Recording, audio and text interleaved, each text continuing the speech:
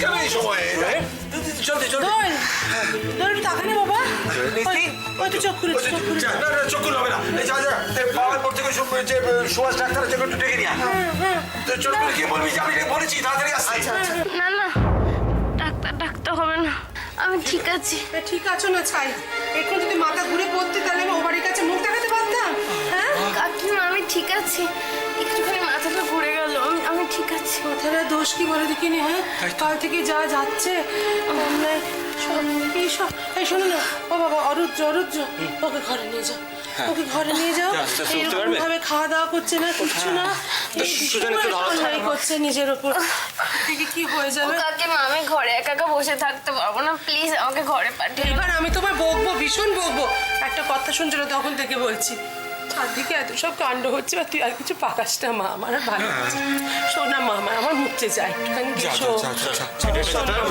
যা বাবা। আমি ঠিক আছি। আসতে পারবে তো রে? হ্যাঁ ঠিক আছি। ভালো করে ধর।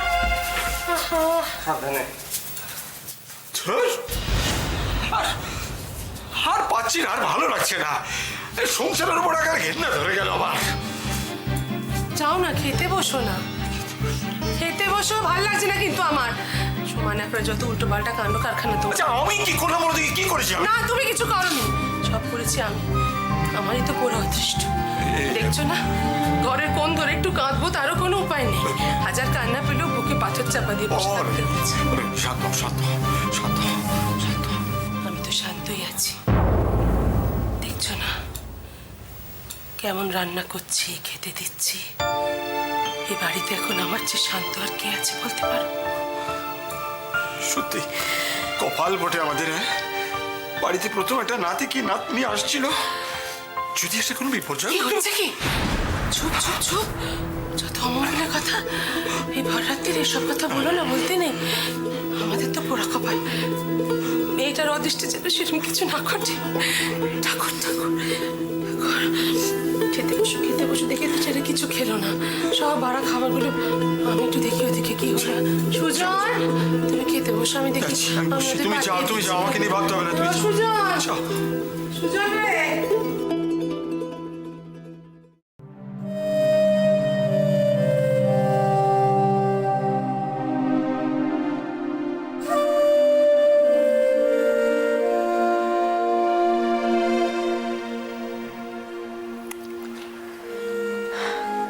ব্যাপার বলো তো, সকাল থেকে 2-3 বার ফোন করলাম রুদ্রকে, ফোন ধরছে না। নিশ্চয়ই ব্যস্ত আছে, দেখো হয়তো নিজেই ফোন করবে। চিন্তা হয় বুঝলে,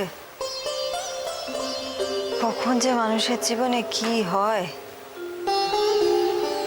দেখো না কালকেই যাদের নিয়ে এত হইচই, আনন্দ মাতামাতি, আজকে কি দশা দেখো।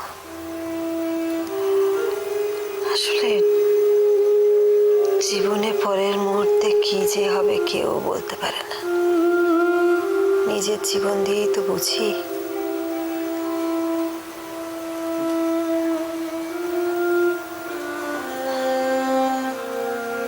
চলো খেয়ে নেবে, চলো, অনেক দেরি হয়ে গেল। সত্যি অনেক দেরি হয়ে গেল,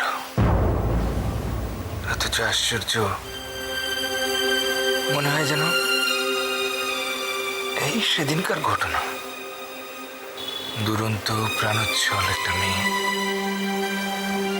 আমার সমস্ত মন জুড়ে কত স্বপ্নই যে দেখতাম।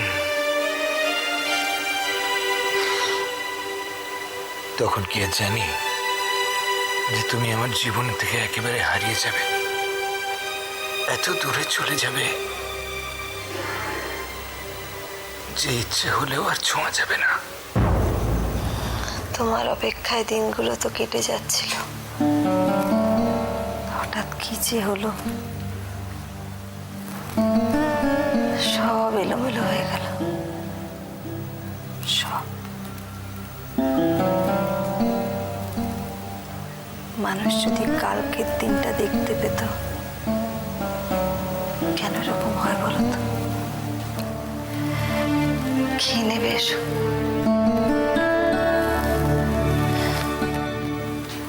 এসো। মীরা,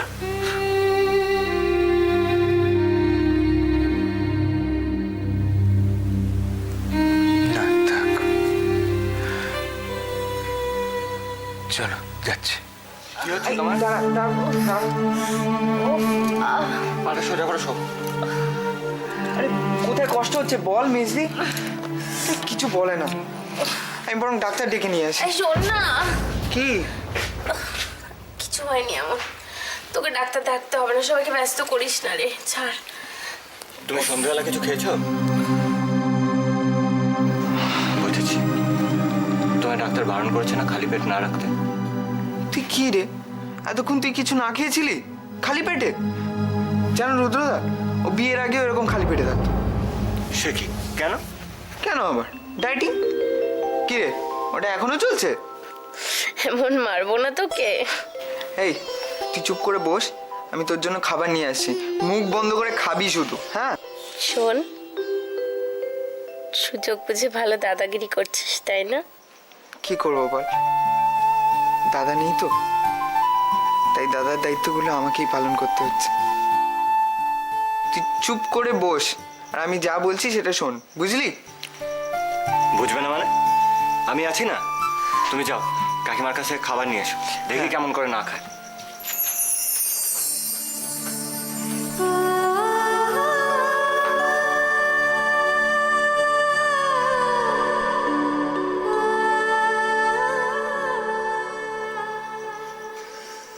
খুব কষ্ট হচ্ছে? কেমন যেন একটা অস্বস্তি হচ্ছে, ভালো লাগছে না, বমি পাচ্ছে, মাথা ঘুরছে খুব। আমার মনে হয় আর রেস্ট নেওয়া ঠিক হবে না। আমি একটা কাজ করি, ডক্টর সত্য থেকে একটা ফোন লাগাই।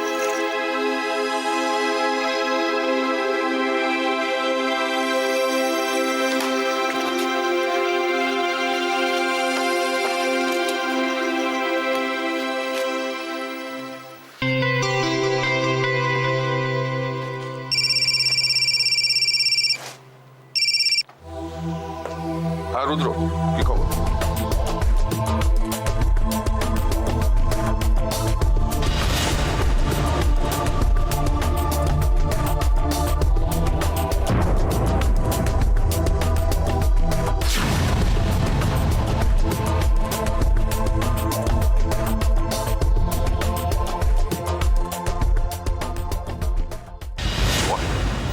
আসলে ওর দাদার বিয়ে ছিল তো, বুঝতেই পারছেন খুব অনিয়ম হয়েছে, তারপরে আবার এইসব ঘটনা। বুঝতে পারছি, মেন্টাল স্ট্রেস, তারপর এমটি স্টমাক, মানে শরীর এত কিছু পারমিট করেনি আর কি। একটা কাজ করুন না, হালকা কিছু খাইয়ে দিন, অ্যান্টাসিড দিয়ে দিন একটা, আর ঘুম পাড়িয়ে দিন। সাউন্ড স্লিপ হলে সব ফ্রেশ হয়ে যাবে। ভয়ের কিছু নেই তো? ভয়ের? হ্যাঁ, সে তো অনেক কিছুই আছে। সে কি?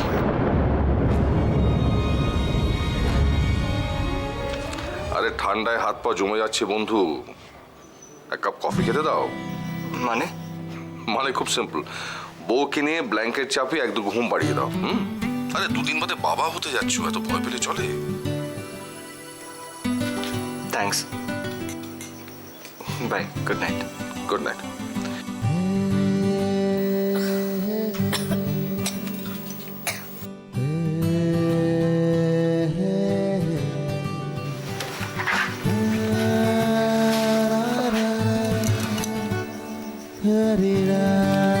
কষ্ট হচ্ছে?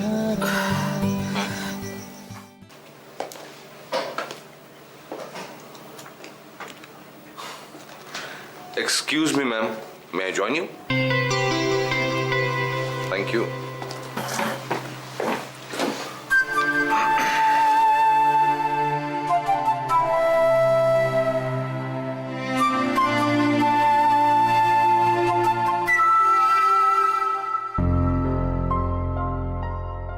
থামো। আমার ঠাকুরকে তুমি ছোবে না। তুমি যদি এ বাড়ির বউ না হতে, তাহলে তোমার মতন মেয়ের আমি মুখ দর্শন করতাম না। বেরিয়ে যাও এখান থেকে।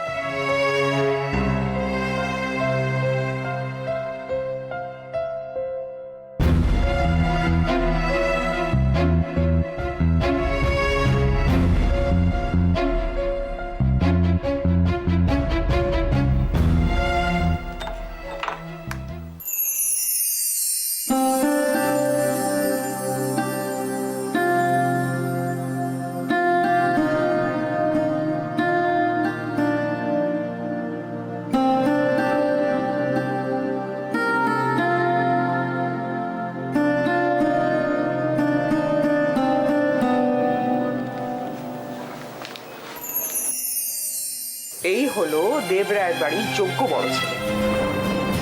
কোথায় নিজের বউকে শাসন করবে, তা না তার হয়ে আমাদের কাছে ক্ষমা চাইতে এসেছে। তুমি এভাবে কেন কথা বলছো টুইমা?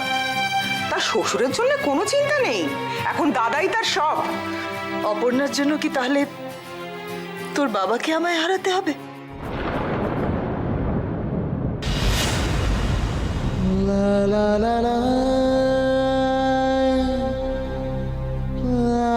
লা লা লা লা লা রা রা রা রা রা।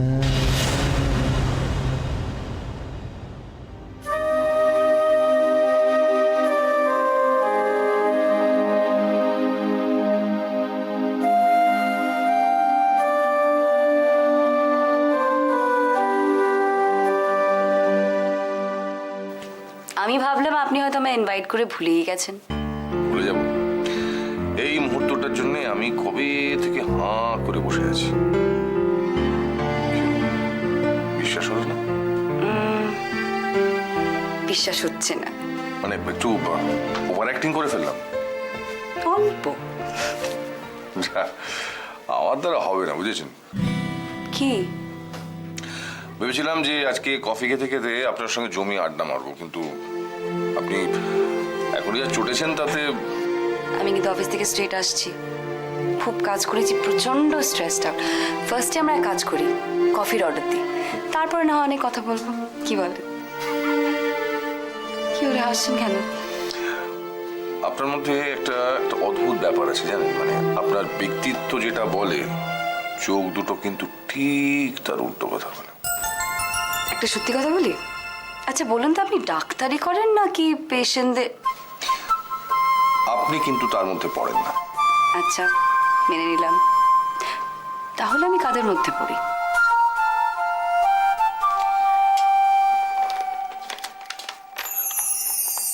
আমার এক ছোট্ট পেশেন্ট আমাকে প্রেজেন্ট করেছে।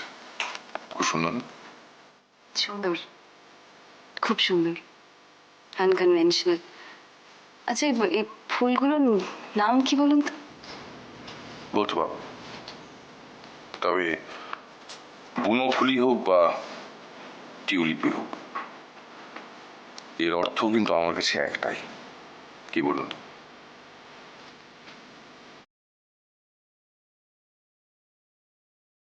ভালোবাসা। কি হলো? এমন করে আমার দিকে কি তাকিয়ে কি দেখছেন? কি ভাবছেন যে আমি পাগল? অবশ্য আমার মতো মনের ডাক্তারদের প্রায় সবাই পাগলই ভাবে। ও দাঁড়ান, আপনার কফির অর্ডারটা দিয়ে আসি। 1 মিনিট।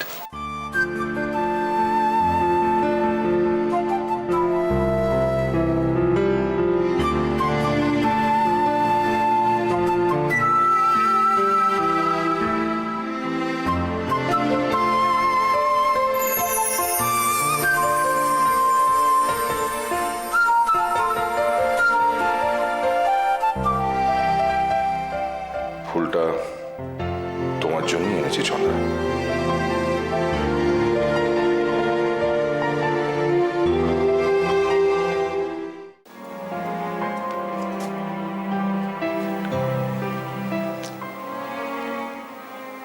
বৌদিমণি,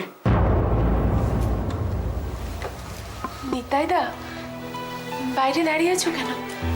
ভেতরে এসো না, কিছু বলবে?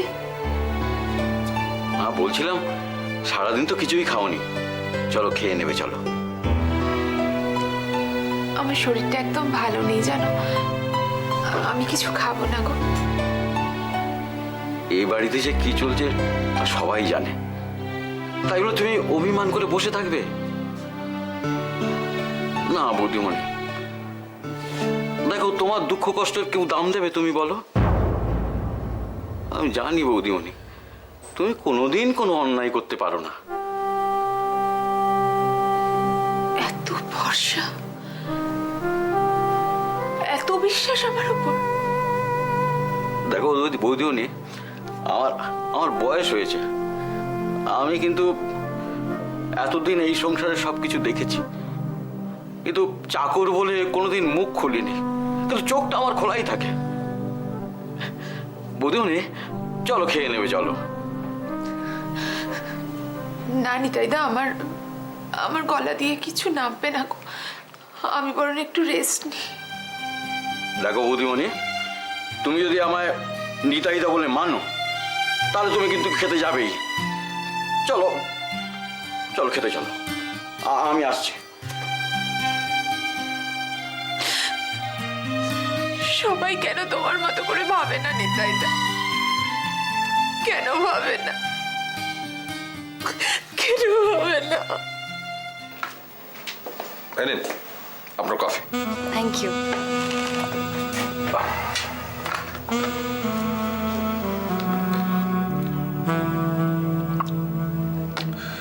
শীতটা বেশ জমিয়ে পড়েছে তাই না?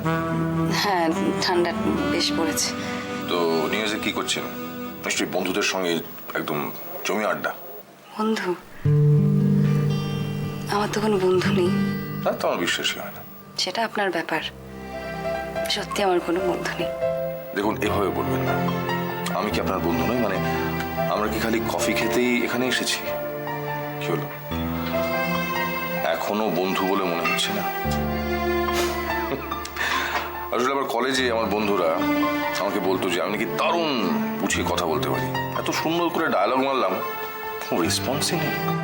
সিরিয়াসলি আপনি না,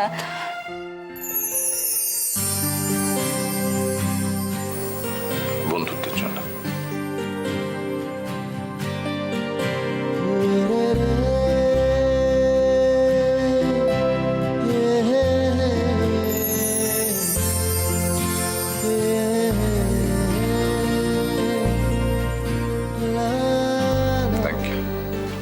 বন্ধু শব্দটাকে আমি খুব ভয় পাই জানেন তো। আমি আর কষ্ট পেতে চাই না। আমি তোমার পাশে আছি, থাকবো। তুমি তোমার সমস্ত দুঃখ কষ্ট আমার সঙ্গে শেয়ার করতে পারো। আমি তোমায় কোনোদিন ঠকাবো না। You can trust me. আমাকে না এখন ফিরতে হবে, আমি আসি। একটা কথা জিজ্ঞেস করবো? যে কফি ছেড়ে আমরা কবে ডিনার করতে যাবো? প্লিজ আমাকে আর একটু সময় দিন। আসি আমি তাহলে। Good night. Good night.